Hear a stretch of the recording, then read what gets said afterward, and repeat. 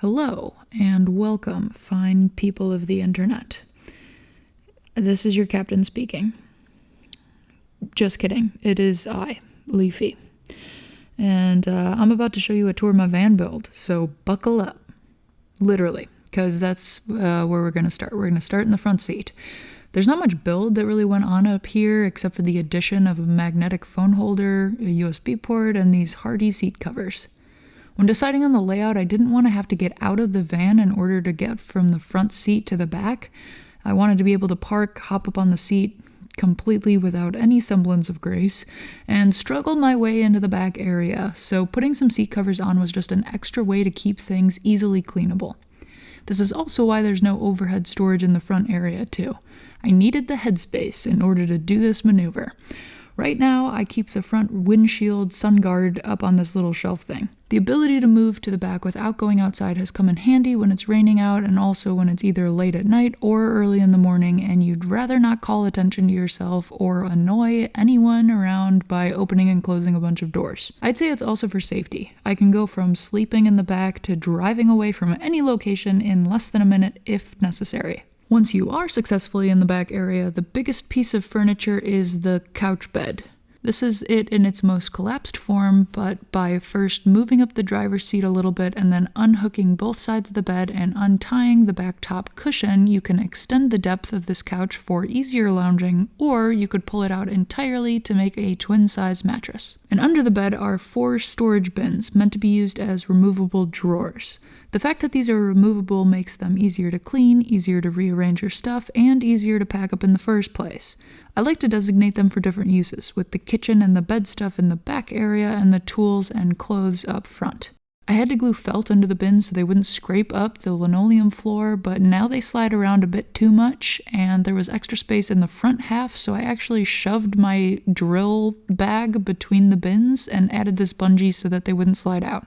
The back half is actually a snug fit, so those bins don't need a bungee to stay in place. I decided to put the bed behind the passenger seat so I could easily get into the vehicle from the driver's side more quickly so I, wouldn't have to walk around the entire outside. And I often will hang my backpack from this hook on the back of the driver's seat headrest, and that's where I store my electronics when I'm out and about. Speaking of electronics, there is a solar panel and a ceiling fan attached to the roof that are both fed down to this Goal Zero battery. The ceiling fan can be used by turning on the switch of the battery and either pushing the buttons on the fan itself or by using this remote.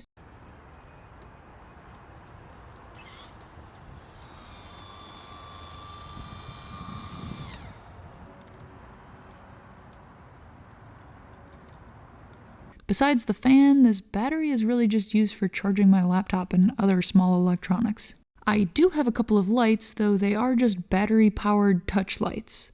When considering integrating lighting into the ceiling, it seemed like it would just be impossible to repair if something went wrong, and I really didn't want to cut any extra holes into my beautiful tongue-and-groove ceiling. Plus, these are actually removable and can be taken with you, though I do also have a headlamp back here for that same purpose. And I can always use the factory built-in lights if I really want to. Opposing the bed is this shelving setup. I've been using the top area for toiletries and pantry items. These hooks are for mugs, there's a towel bar, and there are cubbies all along the backside for various bottles, cleaning products, and the mandatory fire extinguisher. The bottom shelf has a hand pump that draws water from one tank and a sink that drains into a different tank.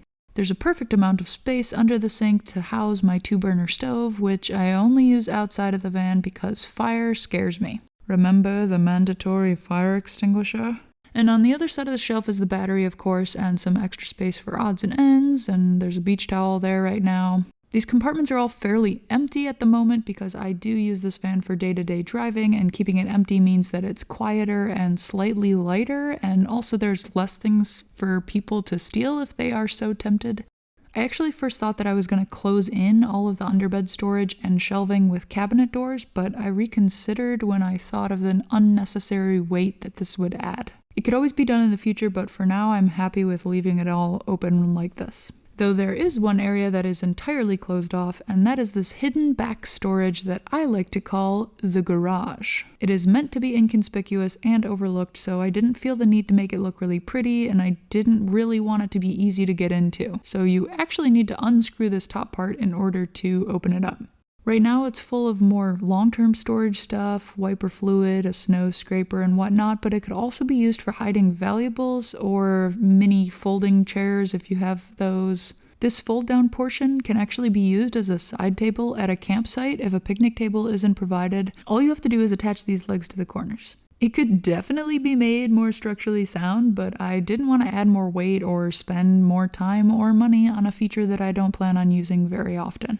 Oh, and I keep my scissor jack and lug wrenches behind the front passenger seat for easy access. The only remaining build details to talk about are on the back doors, which have pegboards on top and tongue and groove on the bottom to match the beautiful ceiling. I used to have a flip-up table on one of the back doors, but I exchanged that for this first aid kit, which fits perfectly next to the shelving and the cubbies on the shelf when the doors are closed.